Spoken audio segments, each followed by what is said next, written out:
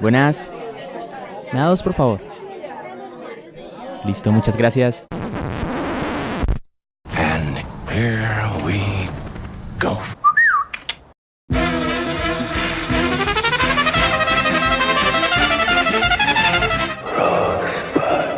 I am your father.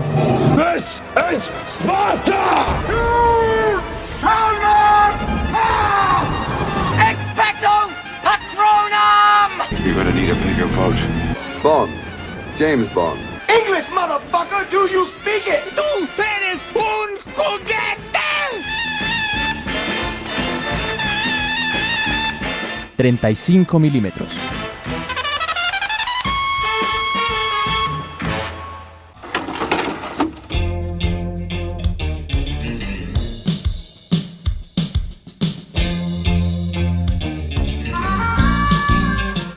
...35 milímetros despliega un nuevo rollo. Muy contentos de estar con ustedes, queridos oyentes, y de entregarles su dosis de cine semanal. Como bien dice Carlos, hablando sobre lo bueno, lo malo y lo feo que el cine nos entrega. Nos acompaña, como no, Carlos Fernando Alvarado. ¿Cómo estamos, Carlos? Juan, muy contentos de estar otra semana con nuestros oyentes y obviamente pues de poder hablar de cine. Hoy además pues tenemos un programa que creo que va a ser bastante divertido para nosotros, esperamos para el público también. Queremos hablar de algunos placeres culposos con el cine. Ese tipo de películas que normalmente la gente no se atreve a decir por X o Y motivos que disfrutan, quizás obviamente algo de pudor, quizás porque escucharon en algún momento que no son películas de calidad, o porque son películas adolescentes, o porque son películas finalmente pues que no valen la pena, y entonces pues disfrutan verlas y entonces digamos que se quedan allí guardadas en los secretos. Nosotros queremos hablar un poco de ellas. Un poco conversábamos antes de comenzar y es que pues digamos que por lo menos en nuestros casos los placeres culposos no son tantos porque disfrutamos del cine en general, pero vamos a ver cómo nos va como con esta experiencia de confesar ese tipo de películas que normalmente no atreveríamos a hacerlos en público. Aquí lo vamos a decir abiertamente. Por supuesto que sí, hay de todo en la viña de Hollywood, en la viña de la Filmoteca. Comencemos pues hablando primero que nada de las noticias que tenemos para hoy.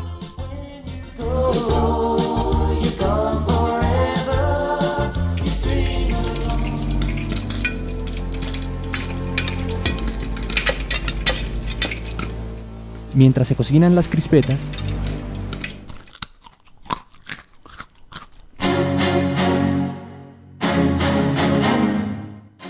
y bien, hoy tenemos una noticia algo supercalifragilístico-espialidosa referente a esta especie de remake, secuela que Disney ha programado para, digamos que uno de sus clásicos más amados o una de sus obras más representativas, que es Mary Poppins, la obra original de 1964 basada en los libros de P.L. Travers.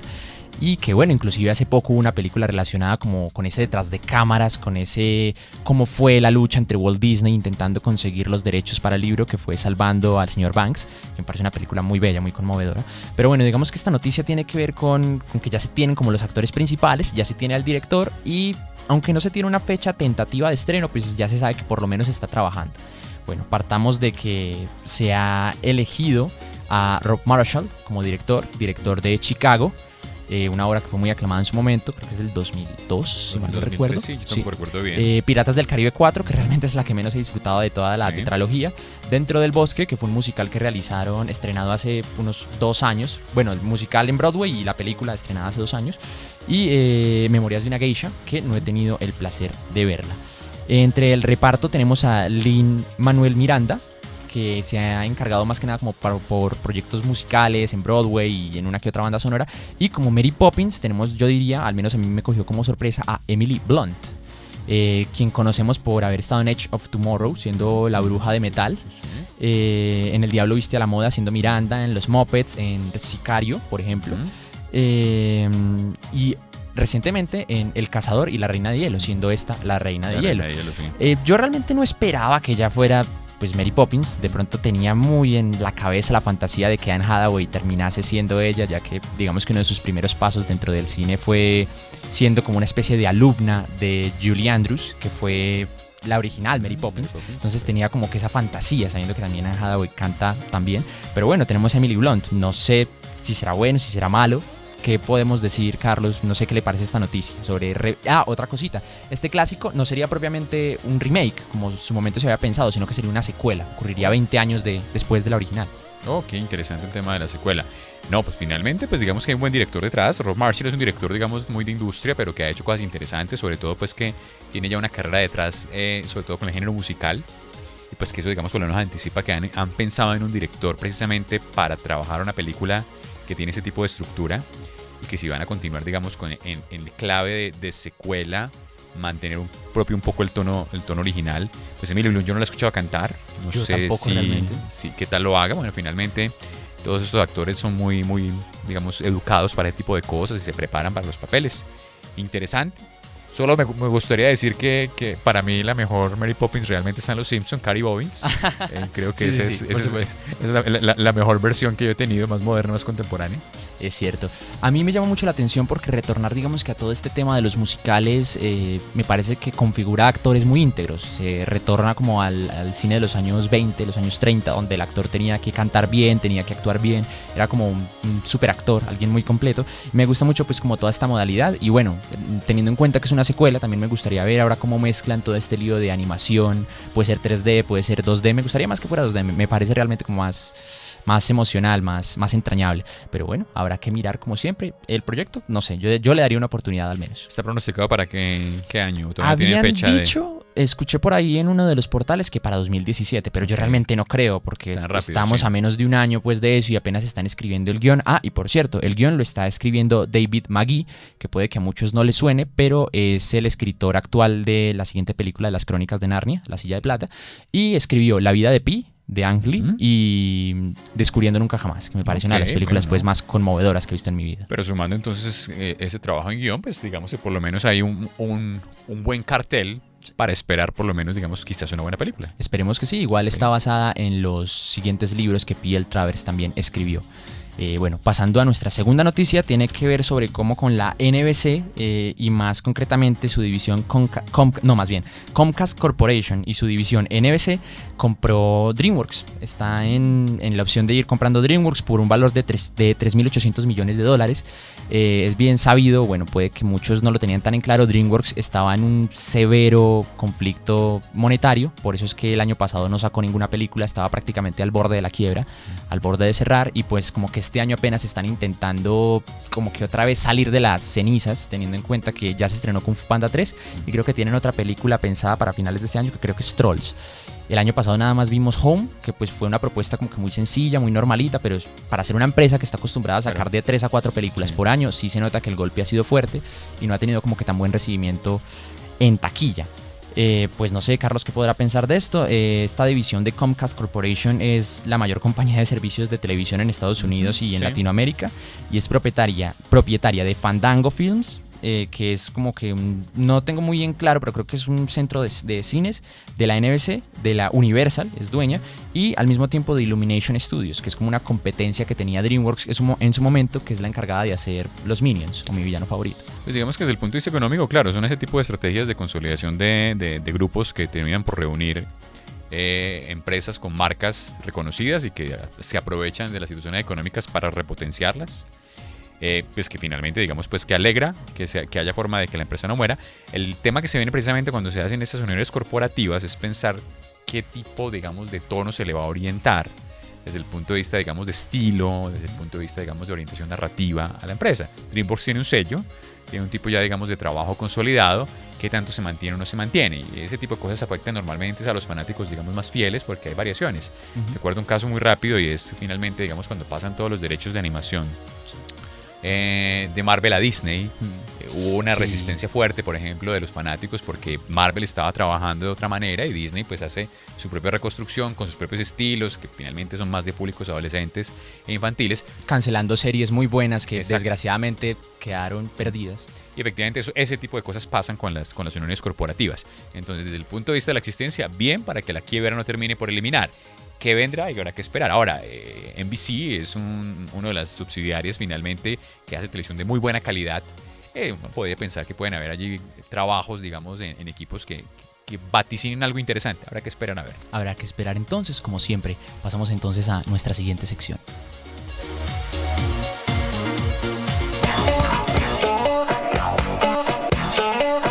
Ociosidades cinéfilas.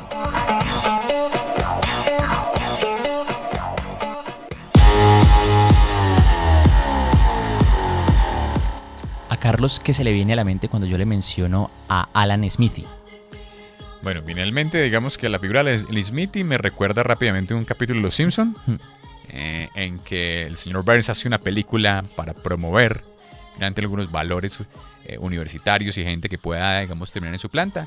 Y al final aparece en una imagen invertida la palabra Alan Smithy como director de este pequeño corto. Bueno, pues por ahí va la cosa. Resulta que Alan Smithy es un seudónimo que se decidió inventar en 1968 por la Directors Guild of America, que tiene que ver con, digamos que un alias que utilizan los directores cuando no están muy de acuerdo o muy a gusto con el resultado final de las obras que están dirigiendo. Muchas veces tienen conflictos y roces con actores o con productoras, o sencillamente dicen: yo cómo voy a firmar esto a mi nombre, esto automáticamente tiraría mi carrera.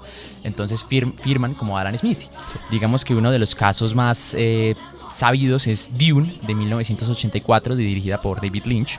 Esta película de ciencia ficción que, pues, digamos que él la filmó. Dicen que, yo realmente no la he visto, pero dicen que es algo compleja, que no quedó muy en claro. Y digamos que para la versión extendida que realizaron para televisión, David Lynch quedó automáticamente, pues, le pareció nefasto el resultado. Le dijo: me hacen el favor y firman esto como Alan Smithy, porque yo no quiero tener nada que ver con esto. Yo sí vi Dune realmente, pues es una película finalmente de ciencia ficción ambientada digamos en Marte, y donde finalmente se intenta recrear pues como toda una lucha entre distintas razas, con un tono de caballería y de cuento de princesa de hadas. La película, digamos que más que la complejidad de la historia, sí peca un poco, digamos, es por la ambición desde el punto de vista de los efectos especiales, que se quedan cortos. El trabajo de los escenarios se ve muy acartonado. Entonces, digamos, pues, cuando uno ve el resultado, se nota efectivamente que, pues, detrás del asunto, y habiendo pues un productor importante como Dino de Laurentiis, se quedó, digamos, a medio camino en la historia. Entonces es comprensible por qué Lynch finalmente opte porque su nombre se elimine de la película. Efectivamente, además, a pesar de que el tipo de historia se presta para algunas de las inclinaciones de Lynch, sí es muy lejana de su filmografía, que es una filmografía variada, pero es muy lejana. Es cierto. Del trabajo de Lynch. Se siente mucho más comercial, sí, dentro de lo que cabe. Digamos que la primera película en usar este seudónimo fue Death of a Gunfighter, de 1969, y también se ha extendido hasta películas de 1998 y 1997 como Born Hollywood Born. Digamos que el seudónimo ha dejado de usarse a partir del 2000, no sé, digamos que porque ya adquirió todavía más mal renombre que cualquier cosa, pero yo pienso que hoy en día se podría seguir usando, por ejemplo, para películas como de M. Night Shyamalan. Pues ya sabe uno como qué cosas va a haber de una vez. De por sí, M. Night Shyamalan podría ser un nuevo sobrenombre. Por ejemplo, con la reciente de Los Cuatro Fantásticos, sería curioso que Josh Trank hubiese decidido utilizar este seudónimo como para encubrir ese trabajo que, pues, según tengo entendido, porque sigo sin verla, no gustó prácticamente a nadie. Y bueno, ya después de que tengan esta ociosidad cinéfila, pasamos a nuestra siguiente sección.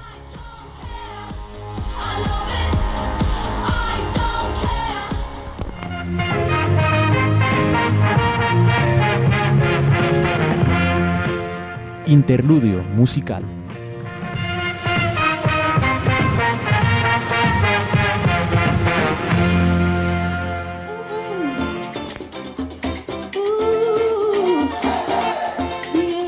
Y bueno, ya que hoy hablamos de placeres culposos, yo digamos que primero salto al atril comentando que me encanta Río. Es una película que a los críticos no les ha gustado mucho. Muchos piensan que es más como entretenimiento reciclado en muchos sentidos, y en cierta forma lo es. Pero esta película tiene, no sé si es por los colores, por la música, que no sé, me atrapa, me envuelve, digamos que en una crisis epiléptica que sencillamente me encanta. A mí también me gusta mucho. Entonces, bueno, hoy tenemos la canción de Janelle Monáe, que es What is Love, que escuchamos como tema principal de la película Río 2. Escuchémosla.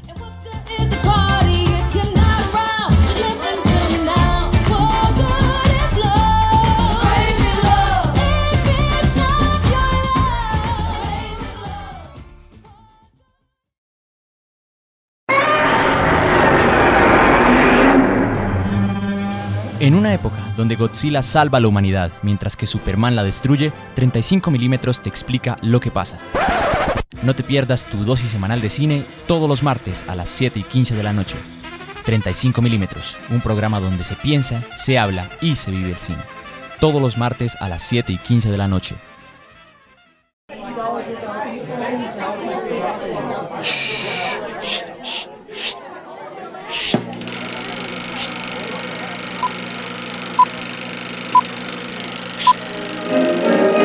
en proyección.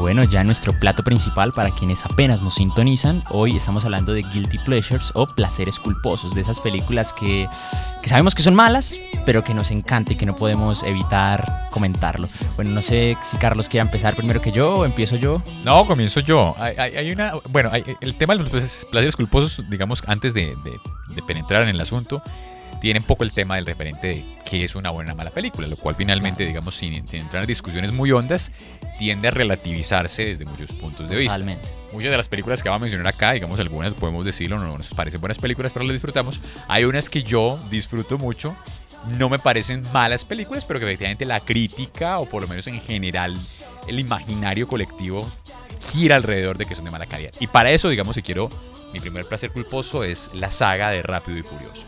Y en esta quiero decir que a mí no me parecen malas películas, que obviamente son películas que son de carácter comercial, películas propias de lo que llamamos blockbusters, películas que son pensadas para la alta taquilla, con una dosis finalmente, digamos, estructural diseñada estrictamente como para exaltar los placeres más emocionales de los públicos y conectarlo, como digamos, con unas pasiones muy básicas, pero que yo las, digamos, disfruto y con las cuales me sintonizo fácilmente. Entonces, digamos que esta ha sido una saga que he venido siguiendo desde que salió, desde el 2001, vi la primera película, disfruté muchísimo esta relación de rivalidad, fraternalidad entre los protagonistas, esta cosa que se teje entre los dos personajes, entre el personaje que interpreta Vin Diesel y Paul Walker, y que se vuelve una cosa finalmente de hermanos y que digamos familia. Sí, y nos exaltan obviamente hasta un extremo, porque digamos que todo el discurso se va a repetir una película tras otra de que somos una familia, etcétera, etcétera, que obviamente es un arquetipo bonito, pero que es exagerado, pero que uno viendo las películas se siente y se le encharca el ojo, y que lloré finalmente con la despedida absolutamente sentimentaloide, pues digamos que raya en el corintellado del cierre de la séptima película, pues que obviamente también entiendo no es un tributo pues de un personaje y de una propia, bueno, digo un personaje estando en Vin Diesel y en su relación de amistad con Paul Walker y de toda una tradición, una saga, que bueno, pues que finalmente digamos que logra funcionar muy bien, porque yo no pude evitar que las lágrimas se me salieran con esos dos personajes allí. Entonces una de esas sagas que he disfrutado la cosa adolescente de ver los automóviles, de los muscle cars, de los automóviles reformados, de las carreras clandestinas, de las mujeres voluptuosas, de una fetichización de lo femenino, obviamente después la reivindicación de lo femenino con ciertos personajes, el personaje de Gal Gadot, que me encantó en las películas, la cosa multicultural de que en la quinta película aparezca finalmente Tego Calderón y Don Omar, que la canción de la banda sonora de la quinta sea Danza Kuduro, que la disfruté profundamente cuando abren la caja fuerte y sale el botín. Bueno, y que obviamente se ha vuelto internacional, el tema de espionaje, la introducción de villanos con unos actores puntuales, que apareciera finalmente Jason Statham en la séptima película, que están anunciando que además la villana de la octava va a ser Charlize Theron. Bueno, esto es una saga que a mí me ha tenido disfrutando. La Roca de villano y luego convertido en solidario compañero. No, yo sé. Y bueno, y quiero decir que la séptima me pareció una excelente película. El director es James Wan. Ah, sí, es un paso muy interesante de terror-acción. Claro, un paso interesante. Y que pues James Wan además pues es un director que se ha sabido mover muy bien por Hollywood. Recordarlo además que apareció primero en Saw, película de horror, después obviamente en El Conjuro. Y que ahora además, entre otras, está anunciado para director de Aquaman en todo el trabajo de DC. Entonces, bueno, esta es una saga a la que le tengo un amor muy, muy, muy interesante yo. Yo no tengo mucho que decir sobre esta saga, más que nada porque no la he seguido tan episódicamente. Creo que me habré visto la primera película y me vi la última, pues porque mi papá me dijo que no la viéramos juntos. Y como que la séptima me deja muchos comentarios, pero tampoco me atrevo a decirlos como tan a gritos, porque me he perdido otras 5 películas que hay en el medio y muy sencillamente me haya perdido la lógica, el estilo y un montón de elementos. Pero pues, no sé, realmente la película no me parece mala, la última, hablando de la última, porque la primera hace añísimos que me la vi. Pero pues me parece que por lo menos en lo referente al final, si han construido algo emotivo, claro que también pues como que habría que mirar si es realmente emotivo o es también pues partiendo del hecho que de verdad el actor murió, que también pues, se vuelve emotivo sí o sí, pues porque es como un in memoriam bastante bonito, pero pues sí hay algunos elementos que sí me chocan dentro de la película, como el hecho de que el carro atraviese 3 edificios sin más, pues no sé, ese tipo de cosas, como no estoy acostumbrado a la lógica y a ese universo, realmente no son tan compatibles conmigo. De pronto porque no le he cogido el hilo. No, y está bien, y tienes que ver el choque porque finalmente la saga ha ido escalonando. O sea, digamos que, por eso decíamos, esto es una película comercial. Y lo que han hecho finalmente es casi que toda la película que viene es preguntarse qué hipérbole pueden introducir. Sí. Y uno empieza el escalonamiento. Digamos que uno empieza a mirarse desde las primeras 4 películas. El asunto es, entre comillas, moderado. Entre comillas, son unas películas pensadas, pues sí, con unas escenas de acción, con unos personajes que tienen ciertas habilidades o cualidades de manejo, y etcétera, etcétera. Pero de la quinta en adelante, la apuesta, la de Justin Lin, finalmente con la quinta, que es la que creería yo es la que hace que la saga se vuelva un asunto viral. Es cierto. Es un asunto escalonar y obviamente juegan con las hipérboles, desde lo que pasa en la quinta con el robo de la caja de seguridad que transitan por las calles de Río, destruyendo el Río de Janeiro, hasta lo que empieza a pasar en la sexta con la escena del avión, y por supuesto en la séptima cuando es en esta escena en Los Ángeles casi apocalíptica, Sí, donde finalmente esos carros devienen en tanques y estos hombres pues devienen finalmente en superhéroes, porque Es casi cierto. pues Sí. una cosa donde los cuerpos ya son cuerpos que desbordan, que obviamente es un tono de la saga. Vos debéis haber visto un contraste muy fuerte entre una y la otra, Sí, totalmente. y obviamente eso digamos que ya queda para los gustos de los públicos. Es cierto. En mi caso, en cuanto, pues para iniciar con mi lista de placeres culposos, pues yo creo que iniciaría con Scary Movie. Que son películas que... Paso, ahí sí, y no disfruto, ahí sí no tengo yo eso. Ese es que el problema con Scary Movie es que es un humor que ya raya con lo forzado, con exceso de escatología, yo diría yo que el padre principal de estas películas de pronto podría ser Spaceballs, conocido como SOS, hay un loco en el espacio, que en su momento fue una parodia de Star Wars y de Star Trek, creo que por los laditos también. Bueno, creería yo que sobre todo es Star Wars, es donde está acá. Spaceballs además, ahí es un tema interesante porque eso la dirige Mel Brooks. Mel Brooks, sí. Mel Brooks es un director, digamos que ha estado todo el tema en tiempo de comedia cinematográfica, parodiando no solamente el cine, sino parodiando finalmente la cantidad de estructuras propias de la literatura. Pues tiene El joven Frankenstein, tiene Sí. Drácula muerto pero feliz, Sí. Las locas aventuras de Robin Hood. Mel Brooks, digamos que sí puede ser una especie de anticipo, solo que yo me atrevería a decir que Mel Brooks, quizás esto es un comentario muy pues clasicista, hay otra construcción dramática, No, evidentemente. escénica de más fuerza. Mi versión de Scary Movie sí simplemente es el cliché desbordado de la película, y ahí sí yo me distancio un poco, pero bueno, igual son placeres No, culposos. igual, a ver, es que la película también, porque es una saga, que de por sí no debería ser saga, pero pues llegó a eso, que se ha ido como que desescalonando y se ha ido abriendo otras cosas, cada vez como perdiendo más el rumbo. Pero a mí me llama mucho la atención la primera por ciertos chistes que tiene, esto de parodiando a la bruja de Blair, parodiando a la primera película de Scream y al mismo tiempo jugando con ciertos tópicos que tenía la película de Scream. Hay algo que siempre me ha gustado mucho de la saga de Scream, y es que aunque sabemos que el asesino pues los persigue, es demasiado torpe, porque generalmente se cae, se choca con las cosas, no sé si es que no ve bien a través de la máscara. Y precisamente en Scary Movie, en la primera, este tipo también se tropieza y va soltando un diálogo que dice: debo dejar el alcohol, que me parece pues increíblemente acertado como con todo lo que tiene. Y ya bueno, ya a partir de esa película, que por lo menos la primera es la que más disfruto, ya la segunda ya habla que del exorcista, de mansiones embrujadas, de otro tipo de elementos que evidentemente pues como que ya se van degradando más y van perdiendo el rumbo, y ya no es sino como el chiste por el chiste y lo raro por lo raro. Y yo, que realmente soy de risa fácil, pues al menos a mí sí me han comprado, incluyendo la quinta, que también me sacó una que otra risa. Me parece que tiene ciertos elementos graciosos. Sí, yo también digamos que me atrevería como a hacer un comentario interesante respecto, yo vi la primera, no vi más, respecto a los gags, un poco como comentas, Juan, y es efectivamente pues aprovechar ciertas estructuras y parodiarlas, pero haciendo como digamos un propio juego de inclusión de nuevos elementos, y eso me parece bien.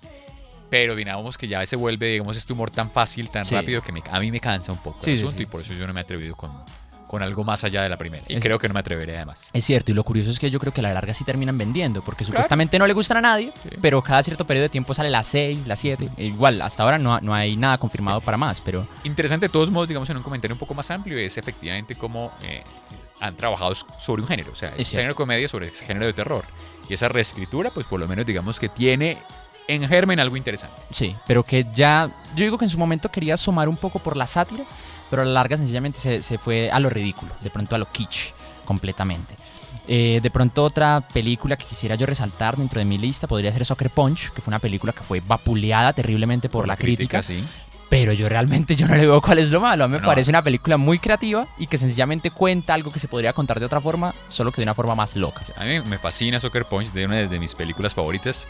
una de las cosas que me gusta siempre mencionar de esa película es que obviamente tiene que ver con el propio universo narrativo de la historia, pero que se atreven, digamos, a jugar con el tema de la creación de escenarios, en este caso por ordenador, virtuales, pero con una estética de la pintura que no oculta su plasticidad. Cuando esto digo, ¿Cierto? estoy diciendo que no oculta su artificiosidad, que son falsos, que son hechos por computador, no buscan la verosimilitud que se puede buscar, y esto le da un tono a la historia que a mí me encanta. O sea, para poder ver todo este drama ya de todas las ensoñaciones que hay en medio de este manicomio, eso me parece una cosa fantástica. Sí, a mí también, que es como representar un videojuego. Una vez un crítico comentó que daba la sensación que la película había sido armada como por stage de videojuegos y que como que no sabían qué más meterle, entonces le metieron como la historia aquí por detrás. Pero a mí sinceramente no me molesta en absoluto ver a estas hermosas colegialas peleando con dragones o con nazis. O sea, a mí sinceramente me encanta y me parece que se me hace hasta cierto punto más loco, más creativo, más genial contar esta historia de una fuga de un manicomio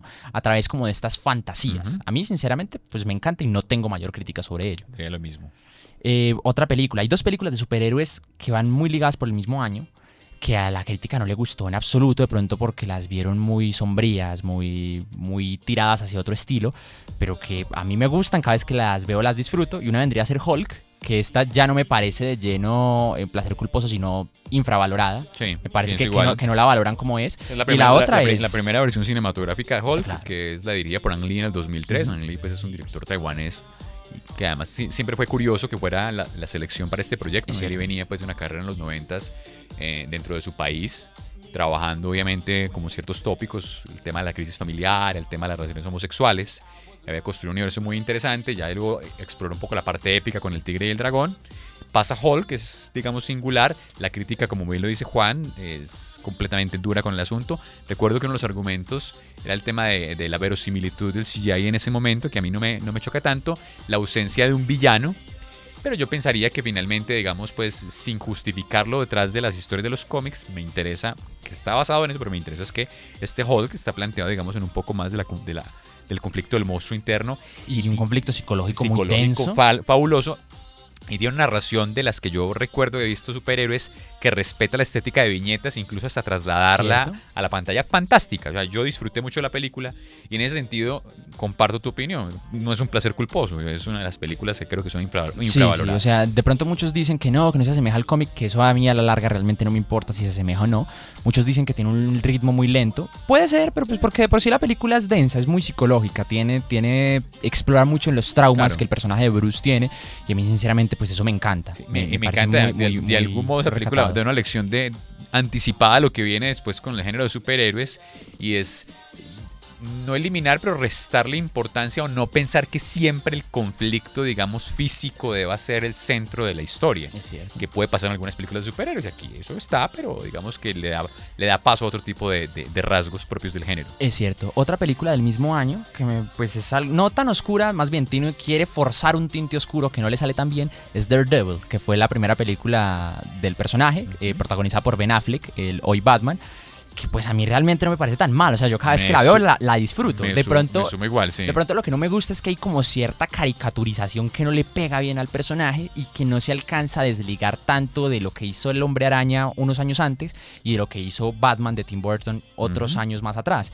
Entonces como que a la larga se siente como, bueno, yo estoy viendo aquí Batman con el Hombre Araña fusionados y hay algo que no me cuadra. Pero hay varios conceptos dentro de la película que me gustan mucho. Así como hay otros que me parecen, por ejemplo, esa pelea en el parque, que es cuando conoce a Electra, que me parece garrafal, me parece terrible, pero me parece interesante. También es una película que disfruto, efectivamente. Pienso igual que Juan, es un personaje menos conocido entre el universo cinematográfico.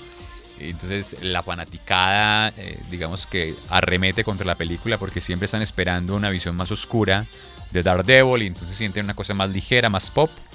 Seguramente los directores están apostando, como dice, por una intertextualidad con otros géneros de superhéroes que habían tenido cierto éxito, fórmulas de éxito, y aquí no funciona tan bien. Pues una banda sonora pues que da un tono que normalmente pues termina por hacer envejecer la película. Pero yo en general disfruto incluso la recreación, por ejemplo, en este caso de la percepción del mundo de Daredevil. Me gusta visualmente cómo reconstruyen su potenciación de lo sonoro visualmente, generando unos contraluces, unas cosas que me gustan de la película. Me gustan algunas escenas de acción.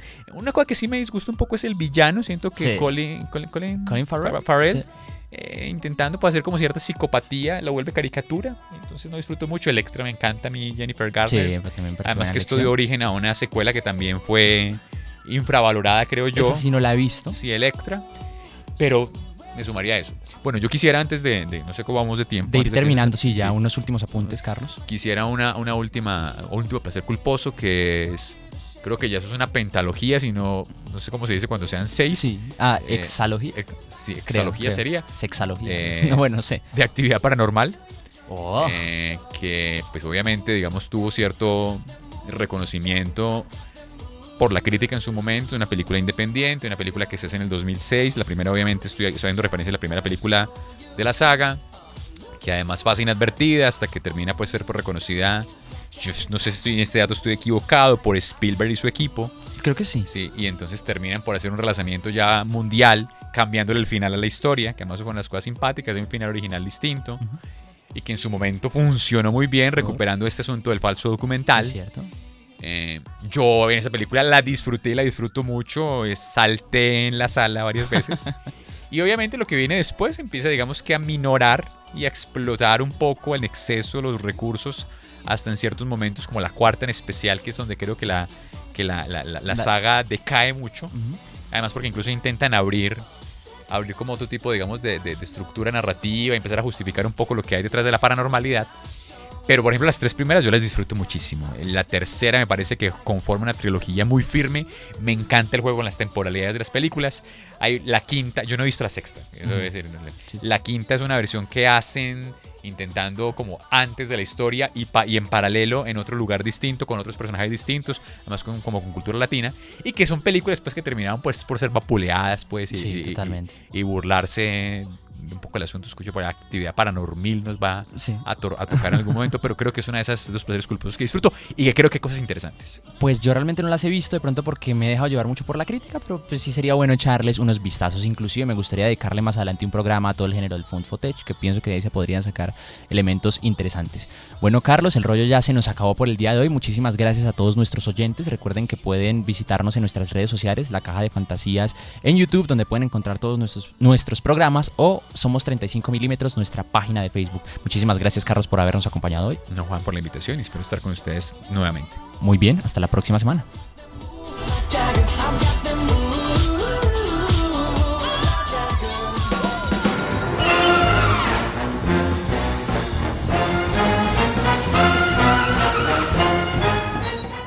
Acabas de escuchar 35 milímetros, un programa realizado por Juan David Martínez Zuluaga, Carlos Fernando Alvarado Duque, Daniel Osorio Díaz y Julián Daniel Valencia.